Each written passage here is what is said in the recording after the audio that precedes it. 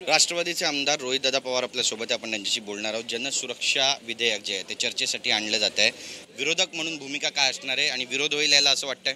नाही, तो करावाच लागेल विरोध. नाहीतर उद्या काय होईल, जर शेतकरी स्वतःच्या हितासाठी तर सामान्य लोक नाही तर एखाद्या महिलेवर जर अत्याचार झाला, अख्खं गाव अख्खं कुटुंब तिथं जर आंदोलन करत असेल, मराठी मीडियावर जर तिथं अत्याचार झाला, ते स्वतःच्या हक्कासाठी जर लढायचा विचार करत असेल, नाही तर विरोधक म्हणून आम्ही महाराष्ट्राच्या हितासाठी आंदोलन करायला गेलो तर जर जनसुरक्षा कायदा आला तर आम्हाला ह्या सगळ्या गोष्टी करता येणार नाही, कोणालाच करता येणार नाही, कुठल्याही व्यक्तीला करता येणार नाही.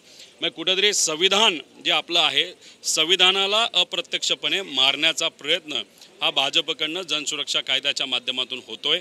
एका बाजूला अमित शहा म्हणतायत की जे नक्षलवाद आहे तो आता संपत चाललाय, पुढच्या 6-7 महिन्यात वर्षात तो संपेल, आणि दुसरीकडे महाराष्ट्राचं सरकार म्हणते नक्षलवाद वाढत चाललाय म्हणून हा कायदा आणावा लागतोय. म्हणजे विरोधाभास आहे आणि कुठेतरी फक्त विरोधकाचा आणि सामान्य लोकांचा आवाज आणि संविधानाचा कुठेतरी अपमान अप्रत्यक्षपणे करण्याचा प्रयत्न हा भाजप आणि मित्रपक्षांकडनं या सरकारकडनं होतोय असं आम्हाला म्हणावं लागेल. बोगस GR काढून 7 कोटींची कामं करण्यात आली. अहिल्यानगरमध्ये हा सगळा प्रकार घडल्याचं समोर येत आहे.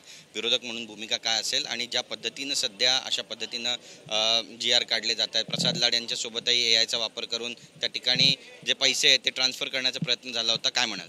नाही, असे GR काढले जात असतील, त्यात जर अधिकारी इन्वॉल्ड असेल तर नक्कीच त्याच्यामध्ये लक्ष देण्याची जरूरत आहे. आणि हे काय फक्त 7 कोटीपर्यंत राहील असं वाटत नाही, हे हजारो कोटीपर्यंत गेलेलं असेल, हे कळलं नसेल. त्याच्याचबरोबर माझ्या मतदारसंघामध्ये 2018-19ला एक टेक्स्टाईल मिल दिली होती सरकारली, आणि त्याच्यामध्ये त्यात 9 कोटी रुपये दिले, ते एका व्यक्तीने काढले, पण त्याच्याबद्दल अजून सरकारने काही केलं नाही.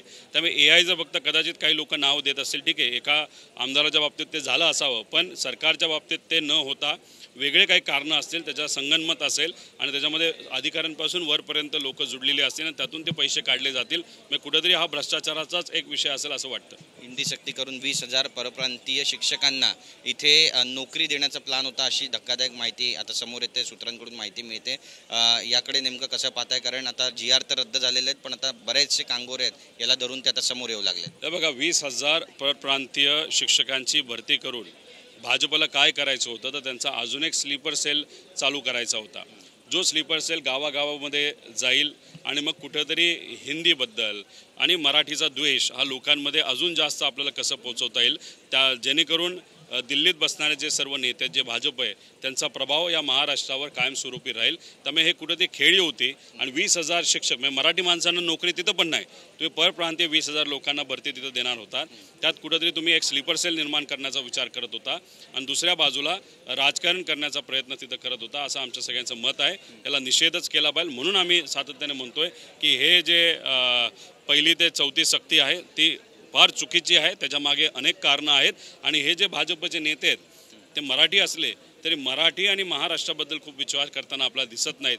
ते नेहमी गुजरातचाच तिथं विचार करतात आणि गुजरातींच्या लोकांच्या विरोधात आम्ही नाही, पण तिथले नेते जे महाराष्ट्राचा हक्क दाबून गुजरातला कुठेतरी भरभराट करण्याचा प्रयत्न करत आहेत, त्याचा विरोध मात्र आम्ही सर्वजण करतो. यांनी जे विधान केलं आहे, पहलगाम हल्ल्याशी तुलना केली, मनसेच्या कार्यकर्त्यांनी जी मारहाण केली व्यापाऱ्यांना, त्याची याबद्दल काय वाटतं तुम्हाला? एकदम मोठे नेते आहेत, पण त्यांना अजून काही मोठ्या नेत्यांना रिपोर्ट करावं लागतं. नाही तर मोठे नेते त्यांना सांगतात की आज हे बोललं पाहिजे, ते बोललं पाहिजे, भाजप पक्षसुद्धा त्यांना ते सांगत असतो. पण हे करत असताना त्यांनी जे स्टेटमेंट दिलं आहे, टेररिस्ट म्हणजे आतंकवादी आणि मराठी माणसाला जी तुलना त्यांनी केली, त्याचा विरोध आणि निषेध आम्ही सर्वजण करतो. आणि आशिष शेलार साहेबांना मी विनंती करतो की भाजपमध्ये असंच होतं की एखादा नेता जो मोठा होत असेल तर त्याला जर खाली खेचायचं असेल, असं काही ते वेडवाकडं स्टेटमेंट त्यांच्या तोंडातून काढायचं आणि त्यांचं नाव खराब झालं पाहिजे, तर त्या बाबतीतली काळजी आशिष शेलार भाऊंनी घेतली पाहिजे एक नागरिक म्हणून मला वाटतं. बरेच उत्तर भारतीय अभिनेते आहेत ते आता चॅलेंज करू लागलेत, आम्ही मुंबईतच येतो, आम्हाला तुम्ही आकलून दाखवा.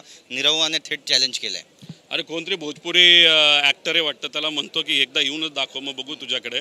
बिहारचं इलेक्शन मनामध्ये ठेवून भाजपचा भोजपुरी ॲक्टर जर इथं येऊन म्हणत असेल ना, ते इथं येण्याचा विचार करत असेल आणि मराठीला चॅलेंज करत असेल तर त्याला वेळ लागल्यासारखंच म्हणावं लागेल. एक मी तुम्हाला सांगतो, आम्ही सर्वजण काय म्हणतोय, जो महाराष्ट्रात जन्मला तो गुजरातचा असो, कर्नाटकाचा असो, साऊथचा असो, नॉर्थचा असो, नाहीतर राजस्थानचा असो, जो महाराष्ट्रात जन्मतो, मराठी भाषेचा मान सन्मान ठेवतो, मराठी कल्चरचा मान सन्मान ठेवतो, तो आमच्यासाठी मराठी माणूस. करतो, आम्ही भेदभाव करत नाही. पण फक्त बिहारचं इलेक्शन येऊन करून तो कोणतरी भोजपुरी येऊन जर चॅलेंज करत असेल तर भोजपुरी विसरून जाईल अशी परिस्थिती होईल. त्यामुळे कृपा करून येऊ नका, नाही तर परत कायदा व सुव्यवस्था. ठाकरे बंधूंचे मेळावे झाले, पण यामध्ये आता राज ठाकरे पदाधिकाऱ्यांना म्हणतात की जोपर्यंत मी म्हणत नाही तोपर्यंत युतीबाबत कुठलीही चर्चा करू नका. काय नेमकं तुम्हाला वाटतं? आणि दोन्ही ठाकरे बंधू आले तर मग महाविकास आघाडीचं काय होणार, हा पण महत्त्वाचा प्रश्न आहे. महाविकास आघाडी जेव्हा निर्माण होत होते तेव्हा जर आपण बघितलं, शिवसेना जी उद्धव ठाकरे साहेबांच्या विचाराने चालत असायची आणि आत्ता पण चालते, त्याचबरोबर बाळासाहेब ठाकरे साहेबांचा विचार त्या शिवसेनेमध्ये अतिशय ताकदीने त्या ठिकाणी होता. ती पूर्वी वेगळ्या वेगळ्या भूमिका त्यांनी घेतल्या असताना सुद्धा महाविकास आघाडीबरोबर आल्यानंतर सर्वच तीन पक्ष एका भूमिकेत होते. म्हणजे विकास, बंधुभाव आपल्या राज्यात कसा राहील, शेतकरी, कष्टकरी, विद्यार्थी, युवा, महिला सुरक्षा या विषयावर आपल्याला कॉमन अजेंडा आम्ही केला होता. आता उद्या जाऊन जर राज ठाकरे साहेबांचा पक्ष जर महाविकास आघाडीमध्ये येणार असेल तो कॉमन अजेंडा तो त्यांना स्वीकारावा लागेल. आणि हे काय खालच्या लेवलला कार्यकर्त्याच्या लेवलला होणार नाही, झालं तर वरच्या लेवलला होईल.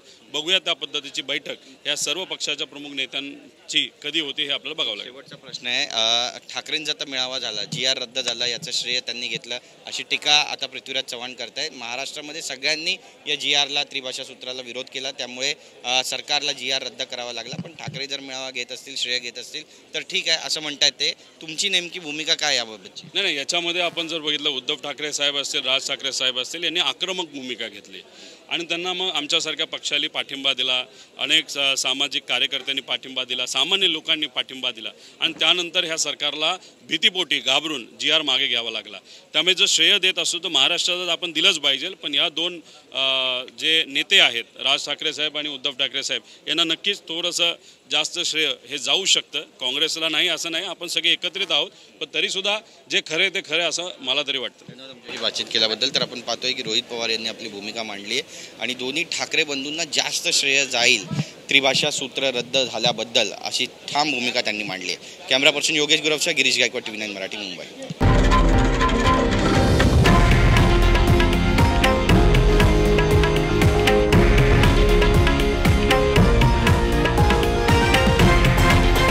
हे आहे देशातील नंबर 1 न्यूज नेटवर्क आणि आपण पाहत आहात TV9 मराठी, एकमेव.